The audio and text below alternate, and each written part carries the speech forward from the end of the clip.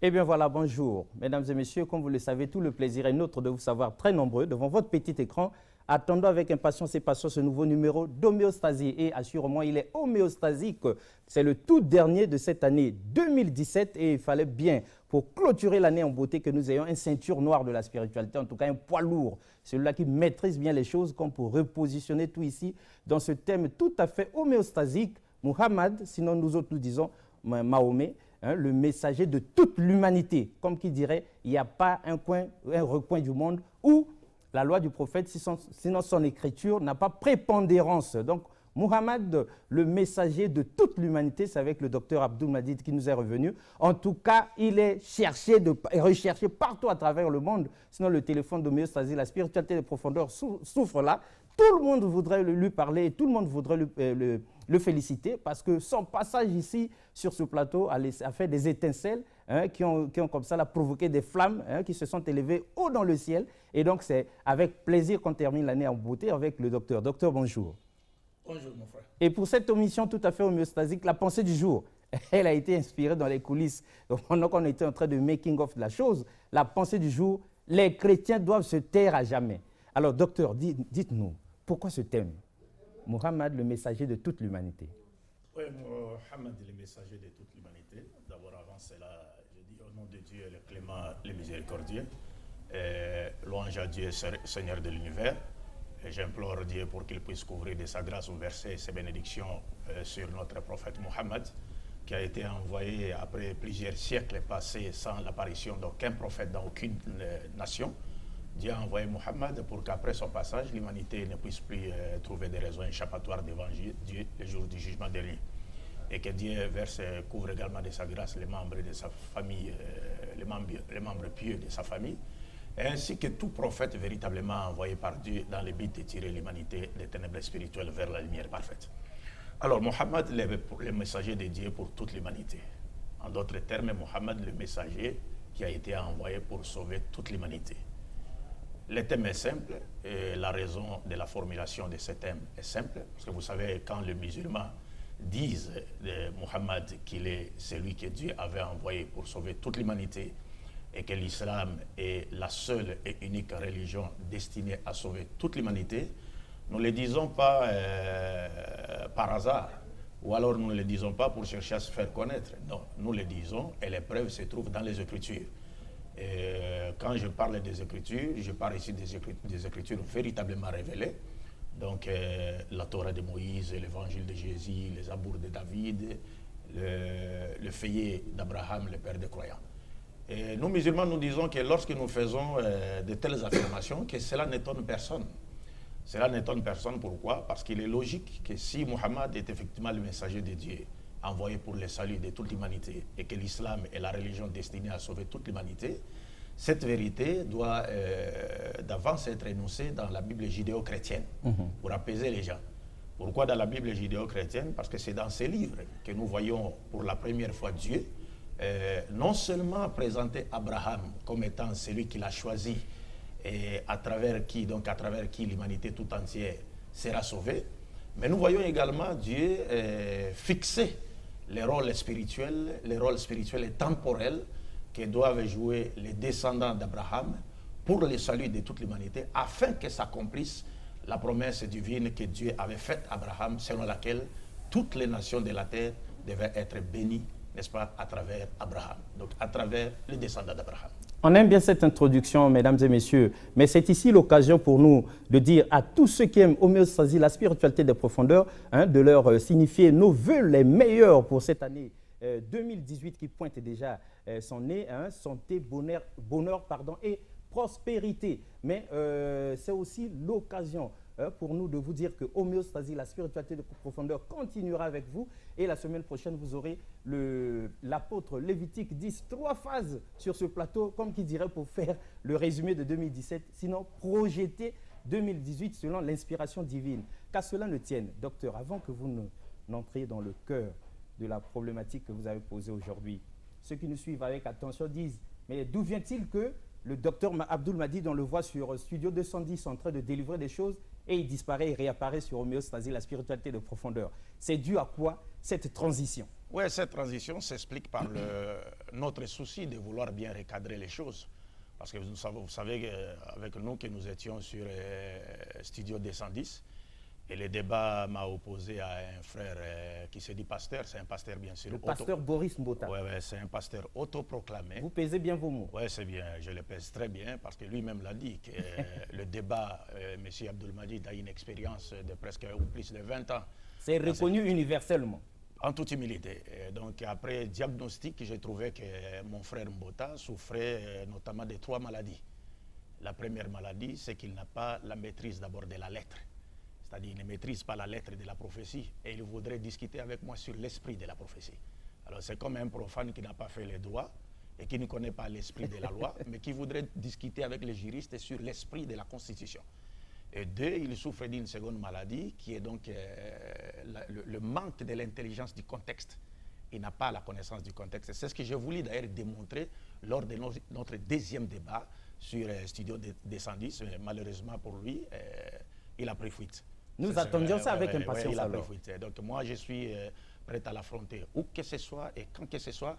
Et cette fois-ci, je lui promets de ne plus porter de gants. Je vais venir sans gants. Troisième maladie.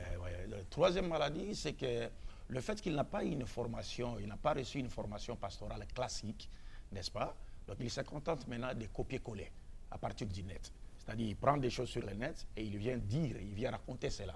Alors les personnes non averties, c'est-à-dire sa stratégie c'est quoi? Il parle avec détermination et à travers cette détermination, il voudrait faire croire aux personnes non averties qu'il est en train de dire la vérité. Alors, mais malheureusement pour lui, il était en face d'un fils de l'islam invincible. Il savait qu'il ne pouvait pas s'en sortir. C'est pourquoi il n'avait qu'à prendre la poudre d'escampette. Alors donc, les preuves sont dans ses propres paroles que j'ai voulu démontrer lors de notre second débat. Mais malheureusement, comme je venais de le dire tantôt, il a pris fuite. Parce que j'ai voulu que ce débat, le second débat, n'oppose pas Mbota à Abdul Majid, mais que le second débat oppose plutôt Mbota à Mbota.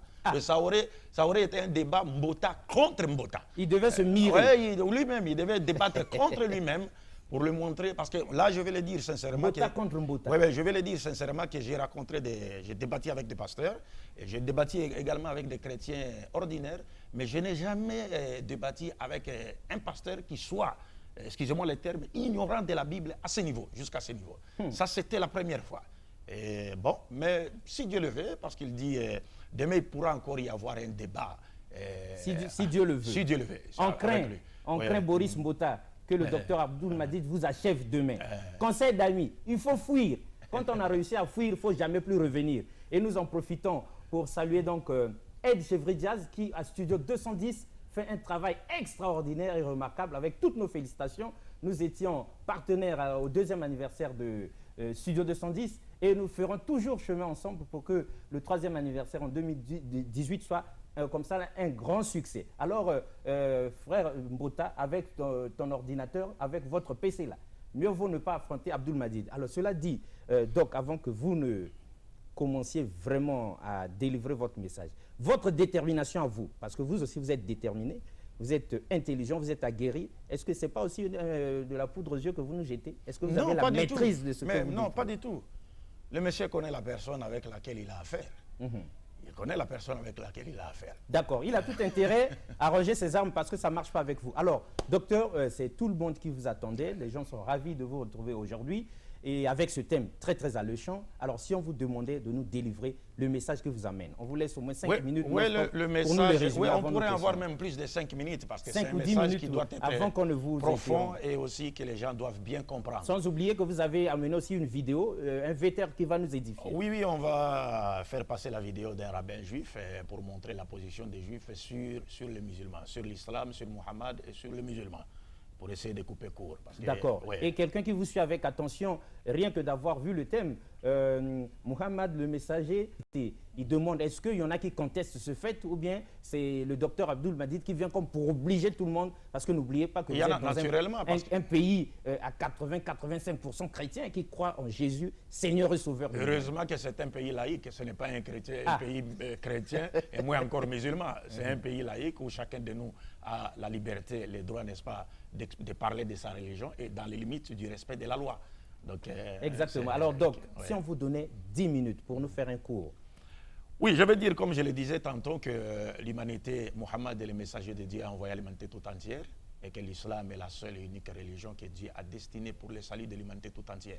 Cela, les gens ne l'ont pas compris. Il y a beaucoup de gens qui ne comprennent pas cela. Et le Coran lui-même nous dit qu'ils ne font partie que des gens qui ne comprennent pas, c'est-à-dire qui ne connaissent pas cette réalité. Parce que pour nous, par exemple, par rapport à l'islam, Dieu nous dit clairement dans le Saint-Coran que Dieu n'a révélé qu'une seule religion qu'il a destinée à toute l'humanité, mais que cette religion a connu plusieurs dispensations prophétiques dans l'espace et dans le temps. C'est comme la République du Congo. C'est un seul pays, mais qui a connu plusieurs dispensations présidentielles.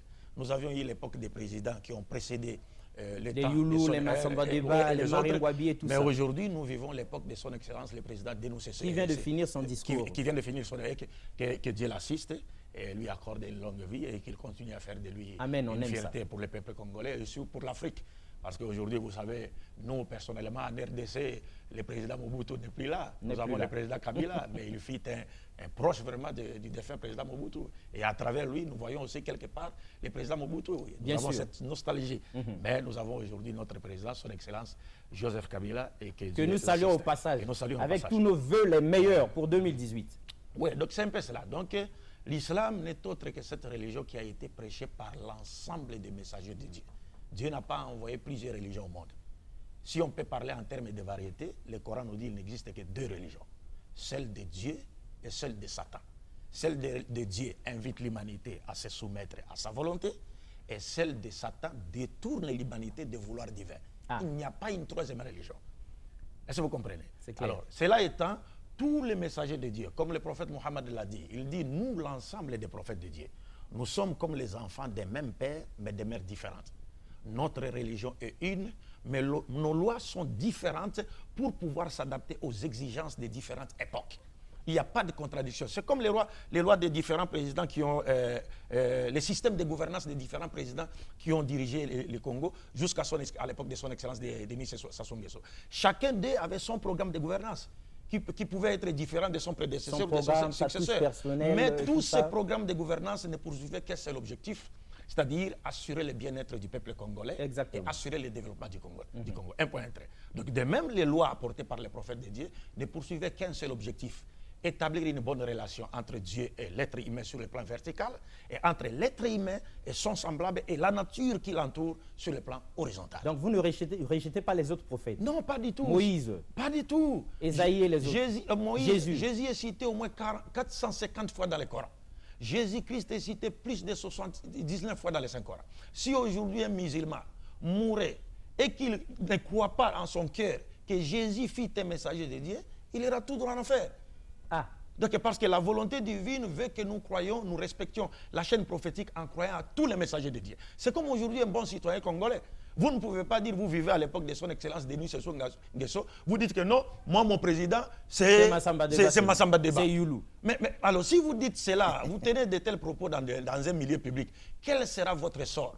Nous pensons que c'est quelqu'un qu'on doit arrêter, jeter en prison parce qu'il a tenu des propos qui sont en contradiction avec les lois fondamentales du pays qui reconnaissent à son Excellence Denis Sassou Nguesso comme étant l'actuel chef de l'État. Et cela va de même sur le plan vertical.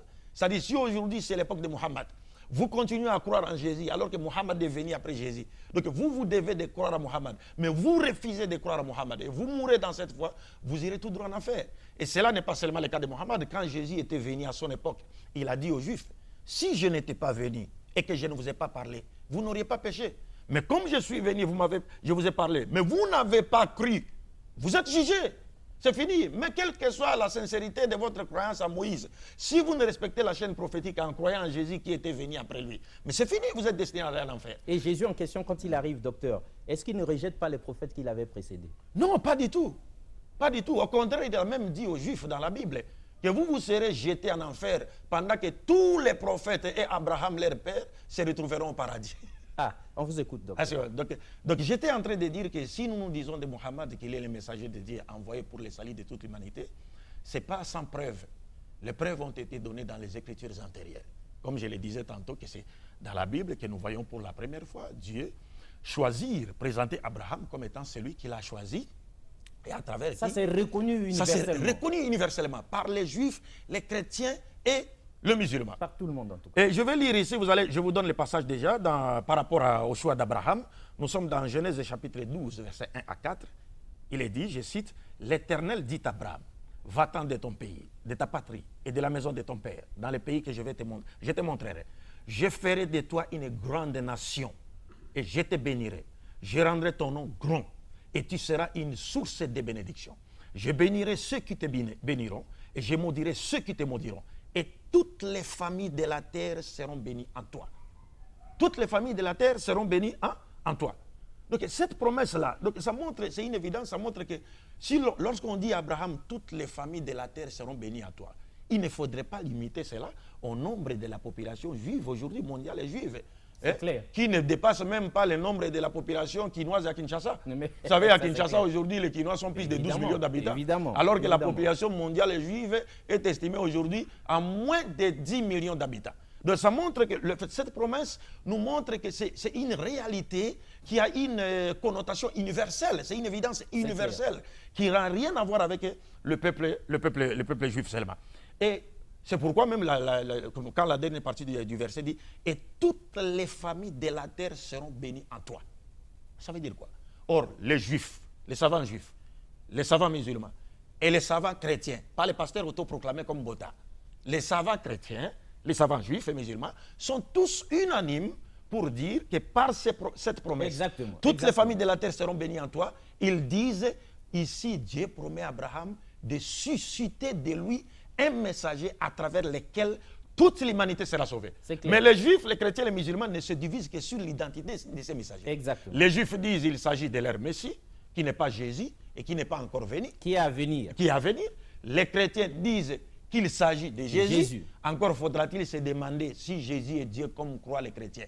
Est-ce que Dieu peut-il être un descendant d'Abraham? Dieu descendant d'un homme.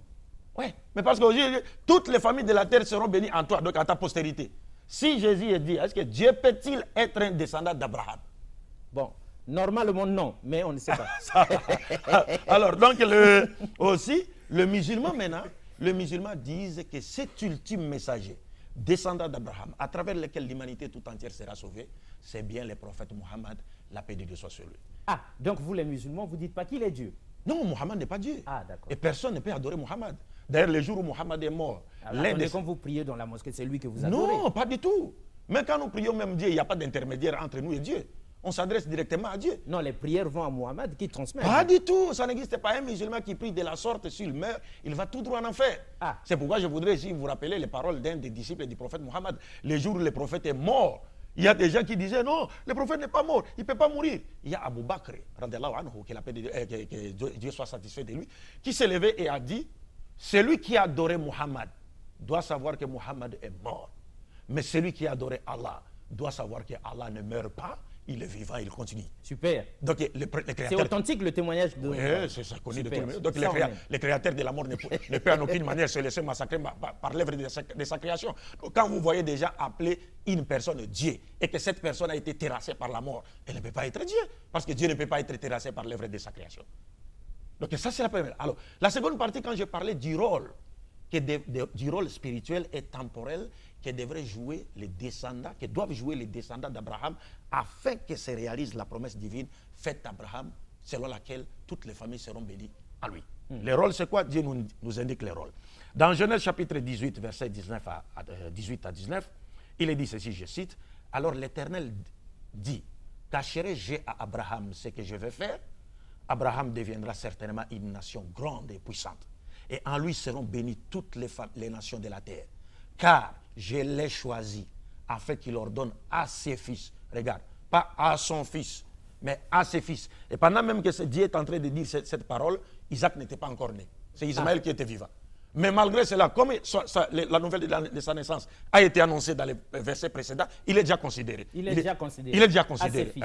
Il dit à ses fils et à sa maison après lui, de garder la voie de l'Éternel en pratiquant la justice et en pratiquant la droiture et la justice. Vous comprenez? Donc ici, dans ce passage, Dieu nous indique les caractéristiques des vrais descendants d'Abraham. Il nous montre que j'ai choisi Abraham pour qu'il ordonne à ses fils et à sa maison après lui à faire quoi? Garder les lois de Dieu, à pratiquer la justice, à obéir simultanément à Dieu dans tout ce qu'il ordonne et interdit. Est-ce que vous comprenez? Donc ici, quand je dis cela, ce n'est pas par hasard. Parce qu'aujourd'hui, il y a chez d'autres, on nous dit non, l'humanité sera sauvée à travers un descendant d'Abraham, qui est donc Jésus. Et nous serons sauvés comment à travers Jésus? On nous dit il faut croire à la mort expiatoire de Jésus. Or, la prophétie ne dit pas, j'ai choisi Abraham pour qu'il ordonne à ses fils et à sa maison après lui à croire à la mort expiatoire de Jésus-Christ sur la croix pour avoir la vie éternelle. En tout cas, la prophétie ne dit pas ça. La prophétie ne dit pas ça. Mais à faire quoi? À garder, à obéir à la voix de Dieu. Reconnaître que Dieu est unique, l'adorer sans l'associer avec qui ou quoi que ce soit, et l'obéir simultanément dans tout ce qu'il ordonne et interdit dans sa loi, comme l'a fait Abraham. Mais docteur, c'est ce que font les 3 religions monothéistes. Non, les 3 religions monothéistes ne font pas cela. Aujourd'hui, il n'y a qu'une seule religion qui appelle l'humanité tout entière à se soumettre à un système que personne ne contrôle si ce n'est Dieu. Et devant ce système, nul n'a le droit de veto. Et nous sommes tous placés sur le même pied d'égalité, c'est l'islam. Quant au christianisme et au judaïsme, ils n'appellent pas la loi de Dieu. Déjà, les chrétiens se disent qu'ils sont les gens de la grâce, donc ils seraient les gens qui sont loin de la loi de Dieu. Donc, au lieu de faire retourner l'humanité à la loi de Dieu, les chrétiens détournent l'humanité de la loi de Dieu, comme l'a fait Satan dans les jardins d'Éden. Oui. Vous pesez bien vos mots. Je pèse très bien. Boris Mbota vous suit avec attention. Oui, je pèse très bien mon mot. Ce n'est pas à lui de débattre avec moi. Il pourra peut-être débattre. Vous voyez, celui qui est en face de moi, c'est l'un de mes élèves. C'est l'un de mes élèves. Lui, il vient dans... Boris Mbota, pourquoi vous réduit à ce niveau-là? Parce que c'est votre niveau exact. Non, ce n'est pas seulement le niveau. Je voulais dire, c'est-à-dire, celui-ci est l'un de mes élèves. Il vient de France. Il est spécialement venu. On s'est vu là-bas, on dirait... Non. Mais il n'a même pas le niveau de débattre avec Abdallah. Donc il n'a même pas le niveau de votre élève. Il n'a pas ce niveau-là. Il ne peut pas débattre avec lui. Il ne peut pas débattre avec ses autres frères, mes élèves qui sont restés en France. Il ne peut pas débattre avec mes élèves qui sont en Côte d'Ivoire, Béni, Islam et Diané.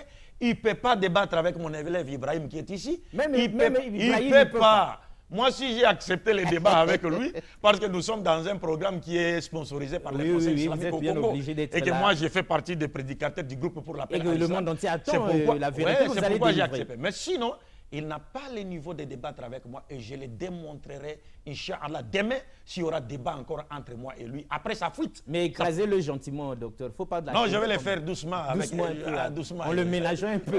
Inch'Allah. En le ménageant un peu quand même. Alors, donc, la suite. Alors, donc, je disais, voilà qu'Abraham, Dieu lui a fait cette promesse-là. Et il a montré les rôles spirituels et temporels que doivent jouer les descendants d'Abraham pour le salut de toute l'humanité. Cette question, docteur, que nous n'oublions pas, il dit, est-ce que cette promesse faite par Dieu à Abraham, est-ce qu'elle est capitale pour nous aujourd'hui? Elle est capitale. Parce que Dieu dit, toutes les familles de la terre seront bénies en Abraham. C'est-à-dire, la bénédiction spirituelle, sur le plan vertical comme horizontal, ne viendra que d'Abraham. Donc, si votre religion n'entre pas dans le cadre de cette prophétie... Non, c'est fini.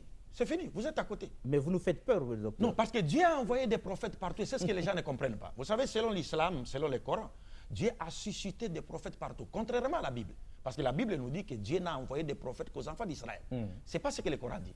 Le Coran, dans son chapitre 16, verset 36, Dieu nous dit clairement qu'il a suscité des prophètes partout avant l'avènement de Mohammed. Il y a eu même des prophètes noirs, même si nous ne les connaissons pas. Mais Dieu demande à ce que nous croyons en cela. Et le prophète nous dit, Dieu a envoyé au moins 124 000 prophètes dans le monde, dont 313 000. Le long de toute l'histoire de l'humanité. Toute l'histoire de l'humanité. Mais par contre, chez les chrétiens et les juifs, Dieu n'aurait envoyé des prophètes qu'aux enfants d'Israël. Comme si c'était les enfants d'Israël qui ont été seuls créés pour adorer Dieu.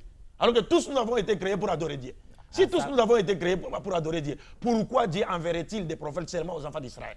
Non, le Coran vient corriger cela et la science archéologique confirme cela parce que les archéologues sont passés partout, ils ont tous trouvé des traces, n'est-ce pas, de spiritualité où les gens adoraient un seul Dieu. Et les archéologues disent que c'est qu'après cela que l'idolâtrie et le polythéisme sont venus pour dénaturer la pureté du monothéisme pur qui était professé par toutes les nations. Et c'est ce que le Coran nous dit encore toujours dans son chapitre 16, verset 60 jusqu'à 63. Dieu dit, j'ai envoyé des messagers partout. Mais après leur passage, le diable est venu et il a égaré leur peuple du droit chemin. Donc le salut ne passe que par les descendants d'Abraham. Et c'est pourquoi même le monde spirituel aujourd'hui n'est dominé que par ceux qui se réclament d'Abraham. Est-ce que vous comprenez? Exact. Alors, ici, donc, je disais, Dieu a choisi Abraham. Il a dit, je l'ai choisi, pour qu'il leur donne à ses fils, qu'il perpétue sa mission après lui. Or, nous savons qu'Abraham a eu 2 fils. Bien que selon la Bible, Abraham a eu beaucoup d'enfants, mais même dans la Bible comme dans le Coran, il n'y a que 2 fils qui sont liés à l'alliance que Dieu avait conclue avec qui? Avec Abraham. Exactement. Donc il y a eu Ismaël et Isaac. Exact. Et je rappelle en pensant que Moïse et Jésus-Christ sont descendants d'Isaac, fils d'Abraham. C'est ce qu'on nous dit à l'église. Tandis que Mohammed est descendant d'Ismaël, fils d'Abraham. Exact. Et Dieu a fait cette promesse, a fait cette alliance avec Abraham. Et lui a fait cette promesse. Mais en qui est-ce que cette promesse devait-elle se réaliser? Est-ce que c'est à travers Isaac ou à travers Ismaël? Nous disons, ce que les gens ne comprennent pas, d'abord, les gens ne savent pas que Isaac même n'a jamais été le fils de la promesse de Dieu faite à Abraham, mais plutôt le fils de la promesse de Dieu faite à Sarah. Ah oui, évidemment. Ouais. Le jour où il y avait eu mais il y a des chrétiens chrétiens qui ne connaissent pas ça. Parce que c'est écrit dans la Bible. C'est écrit dans la Bible. Genèse chapitre 18, à partir du verset 9 à 19. Donc on nous montre clairement que Dieu, à travers l'un des 3 anges qui ont rendu visite à Abraham sous forme humaine, a fait promesse à Sarah. Le jour où il y avait eu la soupe là. Il y avait la soupe là. Est-ce que vous comprenez? Et c'est pourquoi dans Genèse 21, 1 à 3, la Bible nous dit, l'Éternel se souvint de ce qu'il a promis à Sarah, et l'Éternel réalisa pour Sarah ce qu'il lui avait dit.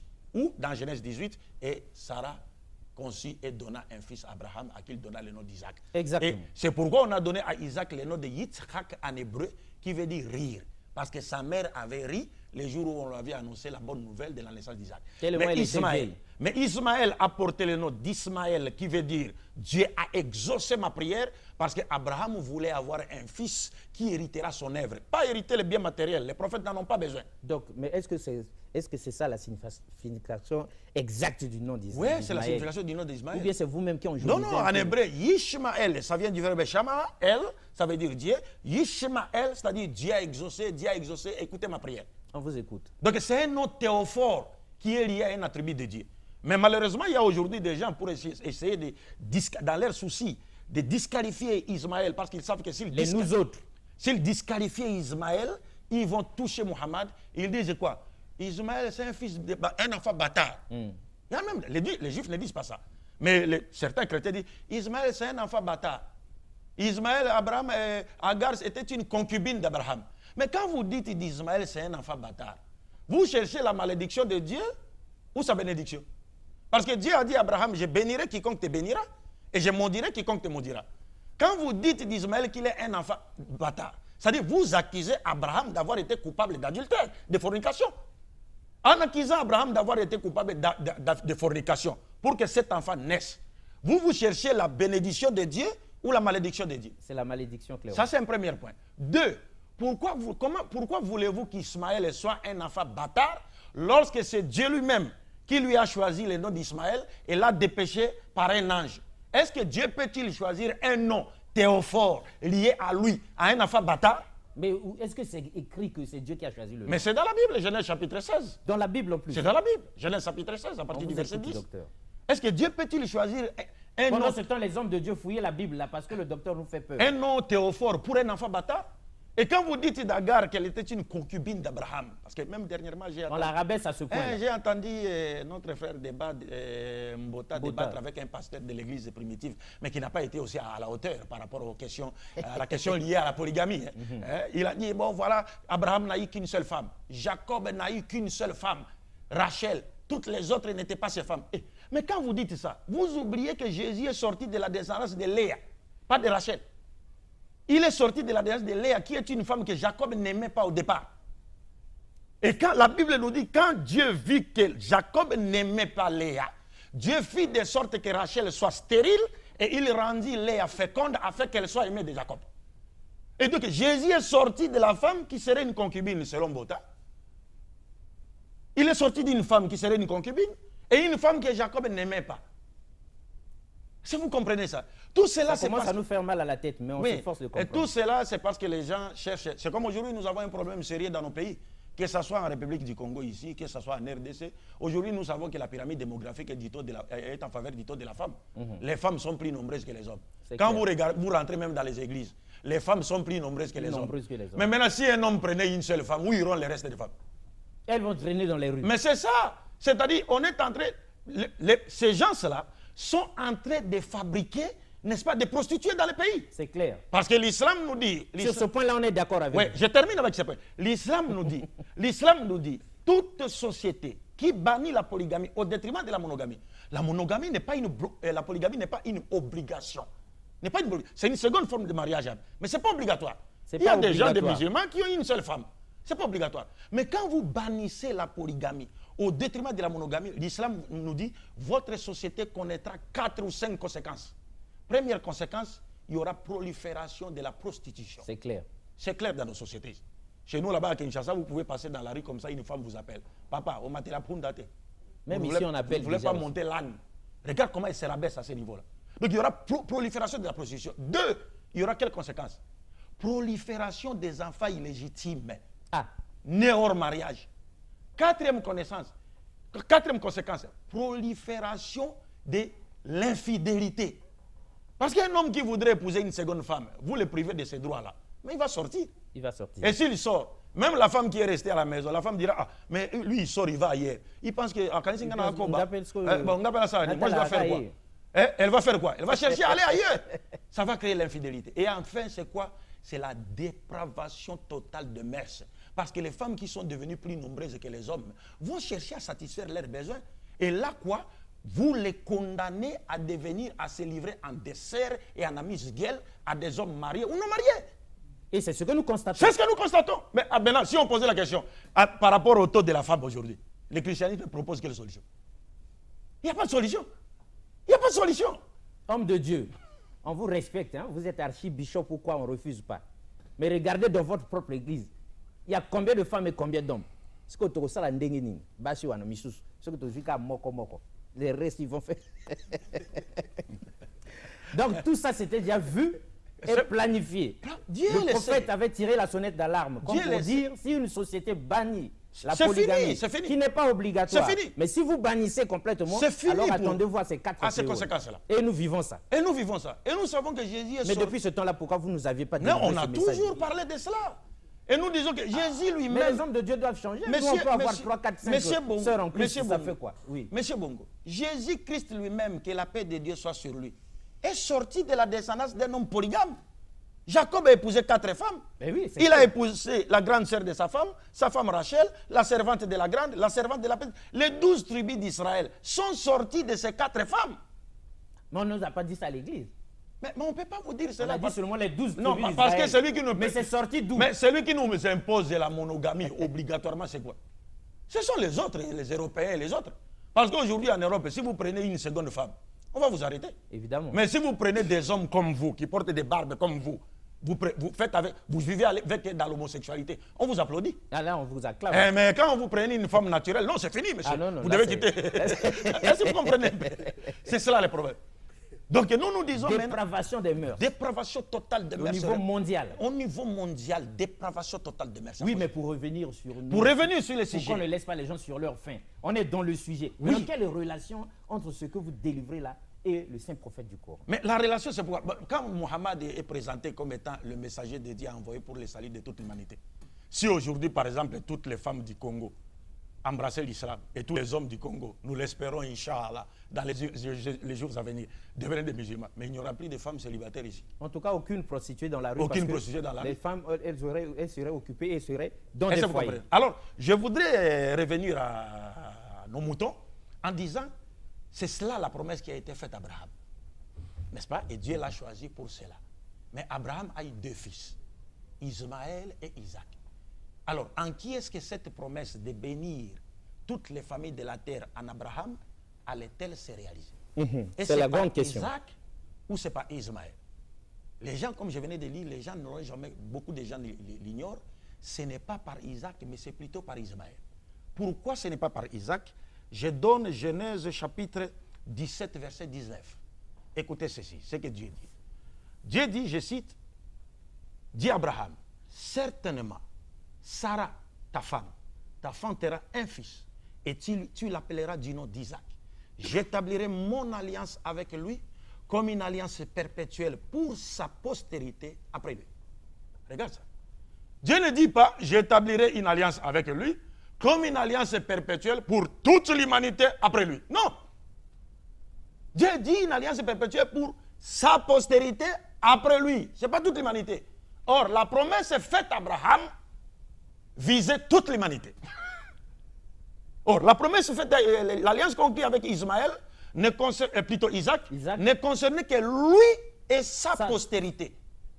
C'est pourquoi tous les prophètes issus de la postérité d'Isaac, jusqu'à Jésus-Christ, ont déclaré clairement n'avoir été envoyés qu'aux enfants d'Israël. Aucun d'eux n'a déclaré avoir été envoyé à l'humanité tout entière. Aucun d'eux, de son vivant, n'avait dans son entourage des disciples appartenant à une autre nation que celle des enfants d'Israël. Aucun d'eux n'a donné à ses disciples l'ordre d'aller prêcher son message aux autres nations qui n'est pas la nation israélite. C'est clair. Là, je sais, en disant cela, certains pasteurs pensent maintenant à Matthieu 28, 19. Jésus a dit aller dans toutes les nations. Non, si vous voulez. Oui, mais Jésus a dit aller dans toutes les nations.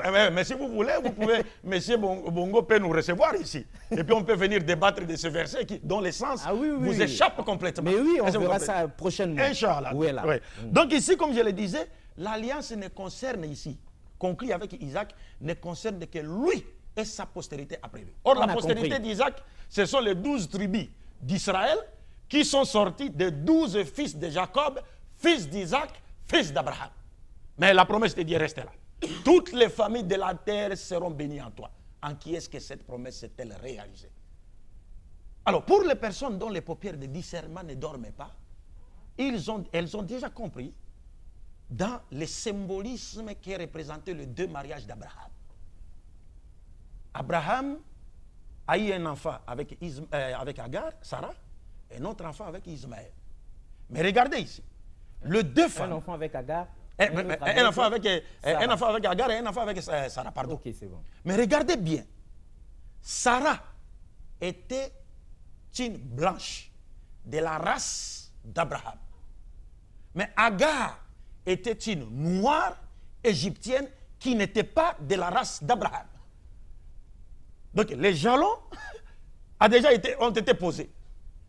Dans ces mariages même, c'est une indication prophétique claire qui vous montre que les familles de la terre qui seront bénies à travers Abraham ne seront bénies qu'à travers un enfant qui sortira de la postérité d'une femme dont l'origine indique une connotation universelle. C'est-à-dire, Abraham quitte le cadre de sa patrie, il a épousé Sarah qui aurait déjà été, selon la Bible, sa sœur de même père mais de mères différentes. N'est-ce pas? Mais Agar était une noire égyptienne. Mais aujourd'hui, on a appris aux Africains à haïr leur sœur Agar. Évidemment.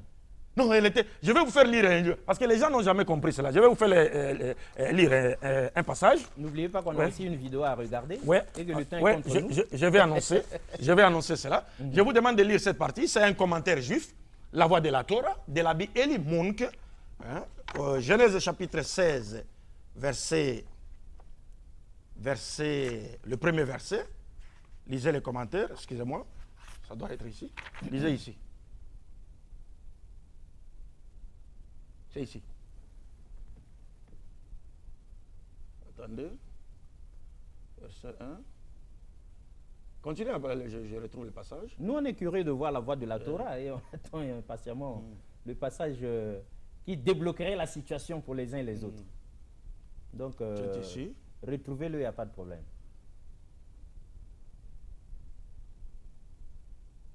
Vous pouvez lire ici, les premiers commentaires. Lisez d'abord les premiers commentaires.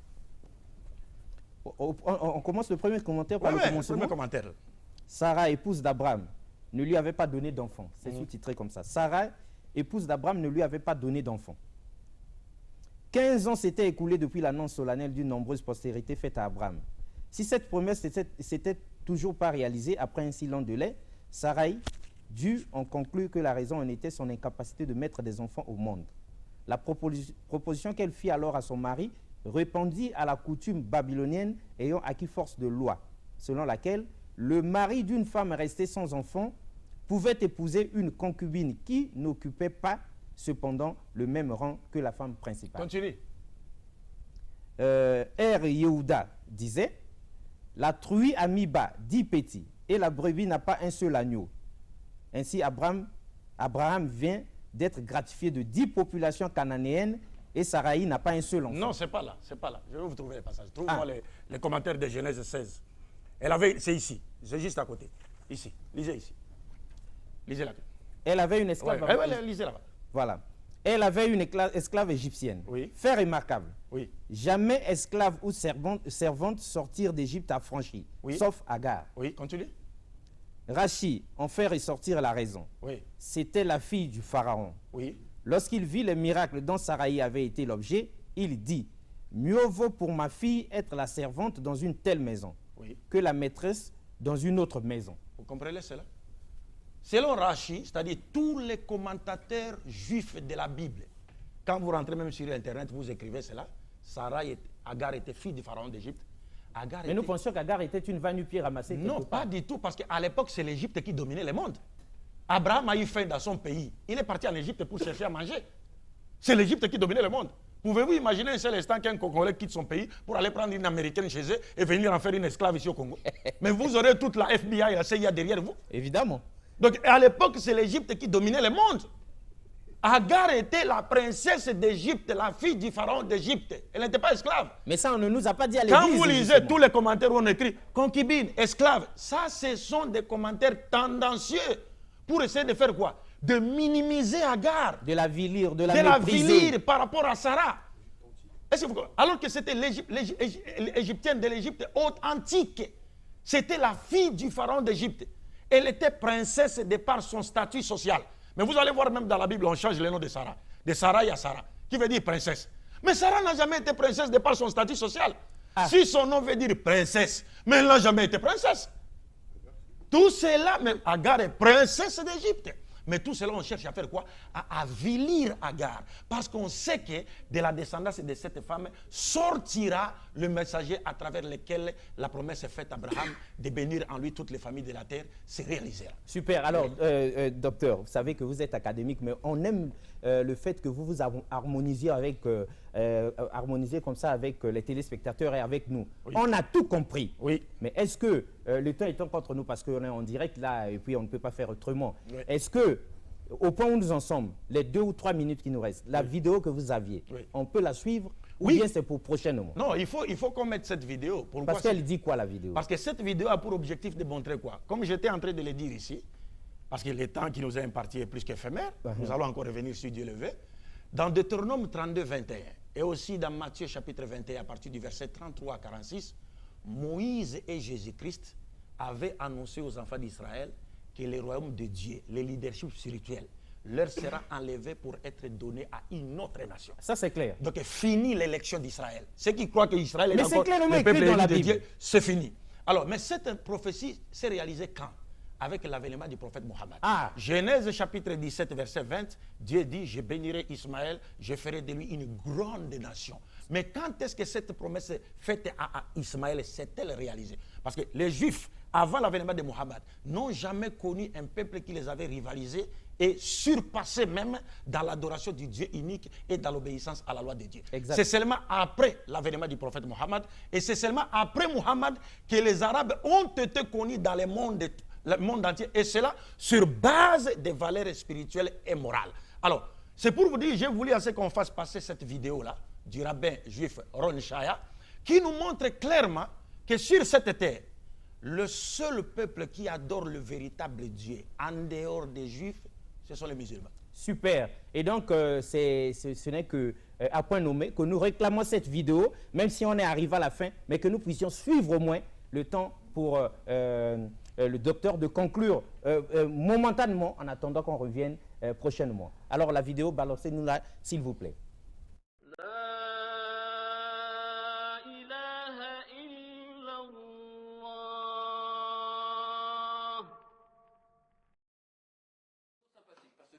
Comment est-ce qu'on dit Dieu en hébreu? On a vu elle. Comment eux ils disent Dieu? Allah, c'est le même mot. Allah, ça vient de elle, comme beaucoup de mots arabes viennent de l'hébreu. Allah. Moi chez Israël, je mange chez Ishmaël. Vu que Dieu de façon pareille a donné son nom à Ishmaël comme il a donné à Israël. Le nom de Dieu, c'est El. Et il y a un seul peuple au monde qui a dans son nom le nom de Dieu. El, c'est Israël. Il y en a un deuxième, comme Israël, c'est qui? Ishmaël. Vu qu'il sert Dieu. Le Rabbi Chaim Vital, un des plus grands kabbalistes de tous les temps, écrit il y a 500 ans, de plus il est fils d'Abraham, donc il est béni. Et Abraham a imploré Dieu, bénis Lou Yichile Fanecha Ishmaël, que bénis Dieu. Et Dieu l'exauce, il est béni. Il est circoncis, donc il a une alliance, Brit, c'est une alliance avec Dieu. Il sert même Dieu que nous. Il est circoncis, donc il a une alliance, Brit, c'est une alliance avec Dieu.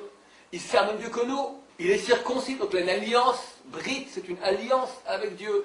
Il sert même Dieu que nous, donc il a du mérite. Un homme. Nous sommes tous des âmes du premier homme. Alors que tous les autres êtres humains sont appelés des Bnei Adam, des fils de l'homme. Nous sommes une seule entité. Maintenant, il y a un peuple qui est aussi appelé Adam. C'est Ishmaël. Il est appelé Père et Adam. Homme, c'est un homme. C'est la seule religion au monde qui sert le même Dieu que nous. La seule. Le Dieu d'Abraham. C'est la seule religion au monde qui sert le même Dieu que nous. La seule. Le Dieu d'Abraham. C'est la seule religion au monde qui sert le même Dieu que nous. La seule. Le Dieu d'Abraham. Tu en connais une autre? Tu me fais une grimace comme ça. Ils servent avec leur fils aussi. Il y a le Père, le Fils, Saint-Esprit, la Marie, la Vierge. Ils ont toute une collection là-bas. Eux, rien. Que lui. Abraham a prié Dieu. Bénis Ishmaël.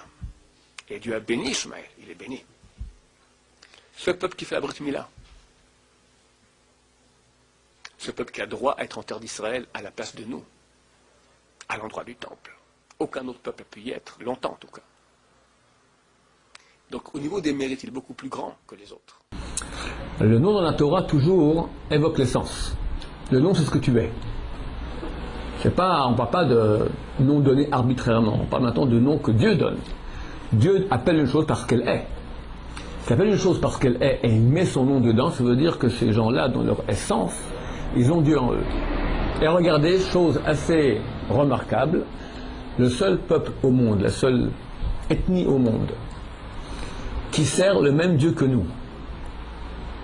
Le Dieu d'Abraham, Dieu unique, éternel, n'ayant ni femme, ni fils, ni petit-fils, ni Saint-Esprit, éternel, sans image, sans représentation. Le seul peuple au monde, c'est Ishmaël, l'islam. Le seul peuple au monde, c'est Ishmaël, l'islam. Le seul peuple au monde, c'est Ishmaël, l'islam. Tous les autres ont une représentation, ou pas de Dieu du tout, ou plusieurs. Le seul qui sert le même Dieu que nous, le Dieu unique sans forme, elle, c'est eux. Le seul qui sert le même Dieu que nous, le Dieu unique sans forme, elle, c'est eux. Le seul qui sert le même Dieu que nous, le Dieu unique sans forme, elle, c'est eux. Donc dans leur essence, ils ont quelque chose.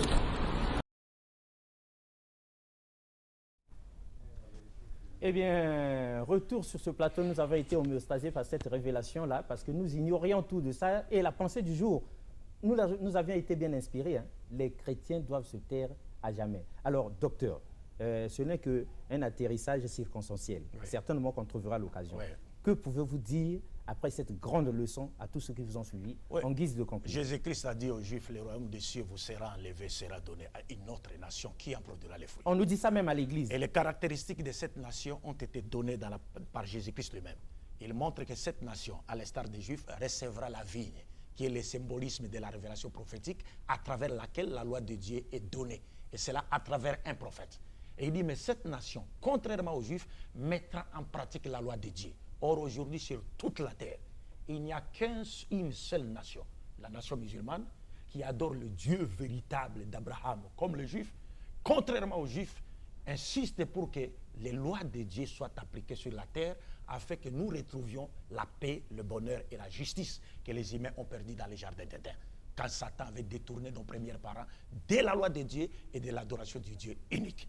Donc aujourd'hui, la promesse faite à Abraham de bénir en lui toutes les familles de la terre s'est réalisée par l'envoi du prophète Mohammed, la paix de Dieu soit sur lui. Donc si vous voulez être dans cette promesse, vous voulez rester dans la religion d'Abraham, vous devez de croire à Mohammed, qui n'est pas votre ennemi, il est le frère de Jésus-Christ, il est le frère de Moïse, ce sont des cousins, mais c'est à lui que Dieu a confié la direction spirituelle et temporelle des êtres humains. Donc j'allais donner d'autres témoignages de grands savants, Lamartine, ainsi de suite. Mais ce n'est que partie remise. Mais ce n'est que partie remise et nous y reviendrons, Inch'Allah, par la grâce de Dieu. Super, mesdames et messieurs, c'est l'atterrissage. Vous savez que le temps est contre nous. En tout cas, on est bien heureux et on a été carrément choqués par cette leçon. Mais la vérité, c'est la vérité. Même si elle nous salit. C'est la vérité, on n'y peut rien. Au revoir et à la prochaine. Merci beaucoup une fois de plus. La vérité, on n'y peut rien.